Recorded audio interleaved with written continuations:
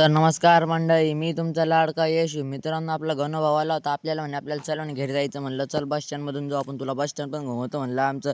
तेवढ्यात आपला एक फॉलोअर्स मित्र पण भेटला होता. आपण त्याला भेटलो. आपण चाललो होतो आता घराच्या दिशेने. मग आपण आलो होतो भाऊच्या दुकानावर. भाऊचं त्यांचं काही बोलणं चालू होतं. आपल्याला काही समजत नव्हतं. तेवढ्यात आपली दाजी भेटली. दाजी संग क्लिप घेऊन टाकली. मग मी आलो होतो घरी. जेवण बिवून केलं. आता थोडा आराम करू म्हणलं, आपल्याला कामावर जायचा टाईम होणार आहे. मग आपला टाईम पण झाला होता कामावर जायचं. तर आपण निघालो होतो तर कामाकडे जाण्याकडे. बघा बरं किती तापमान आहे गंगापूरमध्ये. खूप ऊन लागत आहे मित्रांनो. तेवढ्यात आपण दुकानामध्ये आलो. काही लगेच 2-3 गिऱ्हाईक पडले होते. ते गिऱ्हाईक झाले नाही तर पार्सल फोडायला आलो होतो.